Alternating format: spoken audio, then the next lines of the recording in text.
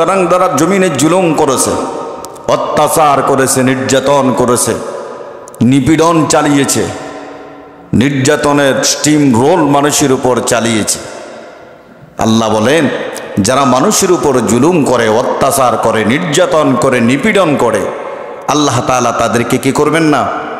ক্ষমা করবেন না, যতক্ষণ পর্যন্ত ওই জুলুমকারী যার উপরে অত্যাচার করেছে সেই জুলুমকারীকে ক্ষমা না করবেন। সে জুলুমকারীকে ক্ষমা না করবেন ততক্ষণ পর্যন্ত আল্লাহও কি করবেন না? ক্ষমা করবেন না। বিষয়টি গভীরভাবে চিন্তা করেন। আপনি ক্ষমতা কিন্তু চিরস্থায়ী না। ক্ষমতা কি চিরস্থায়ী? এটা আরেকবার প্রমাণ হয়ে গেল যে যারা মনে করেন ক্ষমতার আসনে বসে আপনি একেবারে মৃত্যুর আগ পর্যন্ত ক্ষমতায় থাকবেন, আপনি ভুল মনে করবেন, বোকার স্বর্গে বাস করবেন। আরেকবার প্রমাণ হয়ে গেল ক্ষমতা চিরস্থায়ী না। ক্ষমতার আসনে যারা বসে সেটা একেবারে সরকারের ঊর্ধ্বতন কর্মকর্তা থেকে শুরু করে সমাজের কর্ণধার পর্যন্ত যারা সমাজ পরিচালনা করেন। আপনি যদি মনে করেন আমি সমাজের একজন বিজ্ঞ বিচারক, বা গ্রাম্য ভাষায় যাদেরকে কি বলা হয়? সর্দার বলা হয়। আপনি যদি মনে করেন আমি তো এখন গ্রামের সর্দার, আমার কথাই সমাজের মানুষ উঠতে হবে, বসতে হবে, এই মানুষগুলোর উপরে জুলুম করবেন, অত্যাচার করবেন, নির্যাতন করবেন, নিপীড়ন করবেন, আল্লাহ তাআলা আপনাকে ছাড় দিবেন না। দুনিয়াতেও অপমান করবেন, পরকালেও অপমান করবেন। খাসিরাত দুনিয়া ওয়াল আখিরা, দুনিয়াও আপনাকে অপমান করে আল্লাহ ছাড়বেন, পরকালেও আল্লাহ তাআলা আপনাকে অপমান করবেন। দুনিয়াতে এত নিকৃষ্টভাবে অপমান হবেন। এই জন্য আল্লাহ বলেন ওয়াসায়ালামাল্লাযীনা যালামু আইয়্যা মুনকালিবিন ইয়ানকালিবুন, অচিরেই জুলুমকারীরা, অত্যাচারকারীরা, নির্যাতনকারীরা, নিপীড়নকারীরা তারা জানতে পারবে তাদের আবাসস্থল কোথায় হবে। আল্লামা সাঈদী সাহেব বহু আগে বলেছিলেন যে মানুষের উপর এত অত্যাচার করো, এত জুলুম করো না, এমন সময় আসবে পালানোর জায়গা খুঁজে পাবে না। এমন একটা ধাক্কা দিবে মামুর বাড়ি দিল্লি গিয়ে পড়বে। আল্লামা সাঈদী সাহেবের কথাগুলো অক্ষরে অক্ষরে আজকে বাস্তবায়ন হচ্ছে, একেবারে অক্ষরে অক্ষরে বাস্তবায়ন হচ্ছে। জমিনে যারা জুলুম করেছে, মানুষের উপর অত্যাচার করেছে, নির্যাতন করেছে, তারা কখনো দুনিয়ায় টিকে থাকতে পারে নাই। তা আমি আপনি কিভাবে মনে করি মানুষের উপর জুলুম করে, আমি নির্যাতন করে, নিপীড়ন করে দুনিয়াতে টিকে থাকতে পারবো?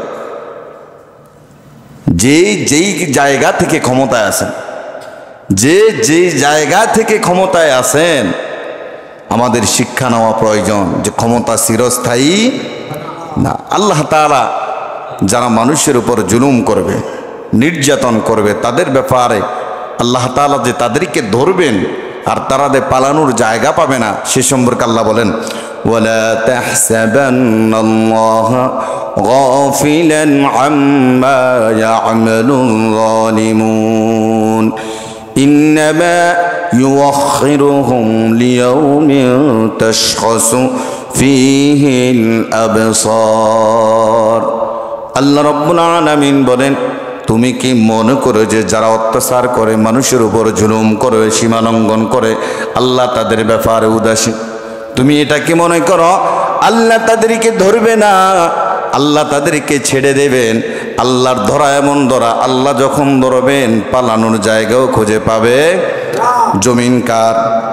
আল্লাহর। এই জমিন আল্লাহর। আল্লাহর সাথে অপরাধ করে, আল্লাহর সাথে গুনাহ করে, আল্লাহর সাথে অপরাধ করে আল্লাহর জমিনে আবার পালানোর চেষ্টা করবে, এমন জায়গায় লুকাতে হবে কোনো দেশ তোমাকে জায়গা দেবে না। ঠিক না? কোনো দেশ তোমাকে জায়গা দেবে না। আজ প্রমাণ হয়ে গেল। আপনি বাংলাদেশ ছেড়ে যখন ইন্ডিয়াতে গেছেন, ইন্ডিয়া থেকে বিভিন্ন রাষ্ট্রে যখন আশ্রয় চেয়েছেন, কোনো রাষ্ট্র আপনাকে জায়গা দিতে চাচ্ছে না। কথা বলেন ঠিক কিনা? এত গুম, এত হত্যা। আমরা আয়নাগর কি জিনিস সেটা জানি না, দেখিও নাই। আয়নাগর কি জিনিস সেটা জানি না, দেখি নাই, কিন্তু এক একজন মানুষ সেখান থেকে বাইর হয়ে এত বিশ্লেষণ করছে, এত কথা বলতেছে যে আমি কোরিয়ায় থাকতাম, ডক্টরেট করার জন্য কোরিয়ায় যাচ্ছিলাম, সেখান থেকে আমি একটু লেখালেখি করতাম ফেসবুক, এটার জন্য আমি যখন এয়ারপোর্ট ঢুকবো, এয়ারপোর্টের রাস্তার মাথায় আমাকে ধরে ফেললো, ধরে আমাকে গাড়ির ভিতরে ঢুকায়া এমন এক জায়গায় নিল, কোথায় নিল আমি সেটাও জানি না। আমার উপর এত অত্যাচার, এত নির্যাতন, এত নিপীড়ন। আমার পরিবার তো মনে করেছে দুইটাই ফ্ল্যাট, আমি দুইটাই চলে যাব। পরিবার যখন ফোন দিচ্ছে দুইটাই আর ফোন ঢোকে না, ফোনগুলো ব্যস্ত দেখা। এখন স্বামীর জন্য স্ত্রীর কান্না, তার ভাইয়ের কান্না, তার মায়ের কান্না, তার পরিবারের কান্না। কত মানুষকে আপনি কাঁদিয়েছেন, কত মানুষ। একজন তো বলেই ফেলেছে, আমি যতটুকুন চোখের পানি ছেড়েছি একটা দিঘি বানানো যেত, ঠিক কিনা? বলেছে আমি এই আয়না করে থেকে যতটুকুন চোখের পানি জড়িয়েছি, এই গামছাটা দিয়ে চোখের পানি মুছেছি, মনে হয় যেন একটা দিঘি হয়ে যেত। আল্লাহু আকবার বলেন। মানুষগুলোকে এই ছোট করে মানে কোনো রকম ঘুমানো যেত। আপনারা যারা ইন্টারনেট চালান, অনলাইনে থাকেন, তারা দেখেছেন যে একটা মানুষ কোনো রকম শোয়া যায়। মীর কাসেম আলীর ছেলে তিনি বলেছেন এত দুর্গন্ধযুক্ত খাবার দিত, এত দুর্গন্ধযুক্ত, ভাতের সাথে মাছের কাঁঠা, তারপরে বিভিন্ন মানে এত দুর্গন্ধযুক্ত পচা খাবার দিত।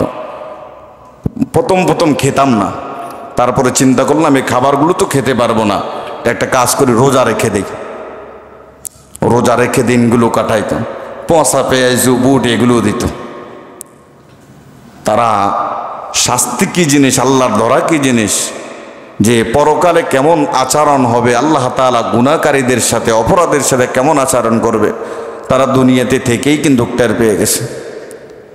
এই জন্য আল্লাহ রাব্বুল আলামিন বলেন, তুমি কি মনে করো আমি সীমালঙ্ঘনদেরকে এমনি এমনি ছেড়ে দেব?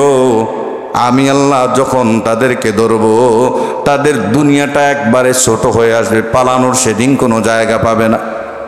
যদি কেউ মনে করে যে আমি আমার মৃত্যু পর্যন্ত মানুষের উপর জুলুম করে যাব, আমি আমার মৃত্যু পর্যন্ত মানুষের উপর অত্যাচার, নির্যাতন, নিপীড়ন করে যাব, বোকার স্বর্গে বাস করে রে ভাই, বোকার স্বর্গে বাস করো।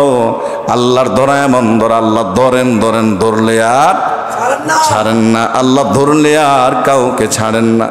এই জন্য যাকে আল্লাহ ধরেন না, মনে করতে হবে কিয়ামতের ময়দানে আল্লাহ তাআলা তার জন্য ভয়ানক শাস্তি তৈরি করে রেখেছেন। আর আল্লাহ যাকে ধরেন দুনিয়াতেও ছাড় দেন না, পরকালেও ছাড় দেন। অন্য আয়াত আল্লাহ আবার বলেন, মুহতিঈনা মুকনিঈ রুউসিহিম লা ইয়ারতাদ্দু ইলাইহিম তারফুহুম ওয়া আফইদাতুহুম হাওয়া। জুলুমকারীরা যখন তাদের জুলুম শেষ হয়ে যায়, পালানোর জায়গা খুঁজে বেড়ায়, আবার ভয় ভীতি নিয়ে একবার আকাশের দিকে তাকায়, এখন বুঝে যে হায় হায় কি করলাম, এই জুলুমে অত্যাচার নির্যাতন যদি না করতাম আজকে আমাকে এই পর্যায়ে আসা লাগতো। ফেরাউন যখন সাগরের মাঝখানে গেছিল, তখন যখন চতুর্দিক থেকে পানি আসা শুরু হয়ে গেল, ফেরাউন বলে, মুসা রে, তোমার আল্লাহর প্রতি ঈমান এনেছি, তোমার আল্লাহকে বলো না এই আযাব থেকে আমাকে রক্ষা করার জন্য। আজরাইল একবারে কাদা নিয়ে মুখের মধ্যে মারলেন, এত অত্যাচার করলি আমার নবী মুসার উপরে, এত নির্যাতন নিপীড়ন চালাইলি, আর শেষ সময় বলছো আমি আল্লাহর উপর ঈমান আনবি। সুতরাং নির্যাতনকারীরা, নিপীড়নকারীরা, যারা মানুষের উপরে জুলুম করে, মানুষের উপর অত্যাচার করে, এমন সময় আসে পালানোর জায়গা খুঁজে পায় না। পালাতে গিয়ে একবার আসমানের দিকে তাকায়, আবার ছুটাছুটি করে থাকে, একবার আসমানের দিকে তাকায়, আবার নিজের ভুলগুলো নিজেই স্বীকার করে নেয় যে তখন আর কোনো লাভ হবে, তখন তো কোনো লাভ হবে না। স্বীকার করে কি লাভ? নিজে নিজে তখন স্বীকার করে, নিজে নিজে তখন স্বীকার করে। তাদের নিজেদের প্রতিও নিজেরা একটু তাকায় না, মাথায় কোনো বুদ্ধি থাকে না, অন্তরের সব জ্ঞান শূন্য হয়ে যায়। কি করবে না কি করবে কোনো কিছুই, কোনো রাস্তায় তারা তখন খুঁজে পায় না। এজন্য সাবধান হয়ে যাও, শিক্ষা নেওয়া দরকার। জুলুম কখনো চিরস্থায়ী হয়, জুলুম কখনো চিরস্থায়ী হয় না। এজন্য আল্লাহর নবীর সাহাবী আবু যর গিফারি রাদিয়াল্লাহু তাআলা আনহু বলেন, মিশকাত শরীফের বর্ণনায়, আল্লাহর নবী সাল্লাল্লাহু আলাইহি সাল্লাম আল্লাহ রাব্বুল আলামিনের ব্যাপারে যতগুলো হাদিস বর্ণনা করেছে, তার মধ্যে দামি একটা হাদিস হলো আল্লাহর নবী সাল্লাল্লাহু আলাইহি সাল্লাম বলেন, আল্লাহ বলেছেন, ও দুনিয়ার মানুষ, আমি আল্লাহ আমার উপর জুলুম করাকে হারাম করে দিয়েছি, তোমরাও পরস্পর জুলুম করো না, আর আমি আল্লাহ জুলুমকারীকে ক্ষমাও করব জুলুমকারীকে আমি আল্লাহ ক্ষমাও করব না। তোমরা এমন একদিন ছিলে পথ হারা মানুষ ছিলে তোমরা, আমি আল্লাহ তোমাদেরকে পথ দেখাইছি, পথ পেয়েছ। সুতরাং হকের পথে চাও, আমি আল্লাহ তোমাদেরকে সঠিক পথটা দেখায় দেব। যেই পথে রয়েছে কি জান্নাত, যে পথে কি রয়েছে জান্নাত, জান্নাতের পথ চাও, আমি আল্লাহ তোমাদেরকে জান্নাতের পথ দেখায় দেব। তোমরা ছিলে ক্ষুধার্ত, আমি আল্লাহ যাকে খাবার দেই সে খাবার পায়। সুতরাং আমি আল্লাহর কাছে খাবার চাও। তোমরা ছিলে বস্ত্রহীন, তোমাদের কোনো পোশাক ছিল না, কিন্তু আমি আল্লাহ যাকে পোশাক পরাই সে কেবল পোশাক পরে। সুতরাং তোমরা আমি আল্লাহর কাছে পোশাক চাও। তোমরা দুনিয়াতে যত মানুষ জিন ইনসান সহ আমি আল্লাহর সামান্য ক্ষতিও করতে পারবা না চেষ্টা করলে। আমার যত রাজত্ব, যত ক্ষমতা, দুনিয়ার সব মানুষ জিন ইনসান মিলি যদি আমি আল্লাহর ক্ষতি করার চেষ্টা করো, যারা পরিমাণ আমি আল্লাহর ক্ষতি করতে পারবা না। দুনিয়ার সব মানুষ জিন ইনসান যারা আল্লাহওয়ালা ইমানদার মুমিন, যাদের ভিতরে আল্লাহর জ্ঞান রয়েছে, যারা ইমানদার মুমিন আল্লাহর প্রকৃত গোলাম, তারাও যদি আল্লাহর কাছে প্রার্থনা করে, সমস্ত মানুষকে আল্লাহ যদি দিতে থাকে, আল্লাহর ভান্ডার থেকে সামান্য পরিমাণও কমবে। উদাহরণস্বরূপ আল্লাহর নবী বলেন, সাগরের মাঝখানে একটা সুই যদি ফেলে দেওয়া হয়, ওই সাগরের মাঝখান থেকে সুইটা তুললে সুইয়ের সাথে যতটুকুন পানি আসবে তার সামান্যতম সম্পদ আমি আল্লাহর রাজত্বে থেকে কমবে না। সুবহানাল্লাহ।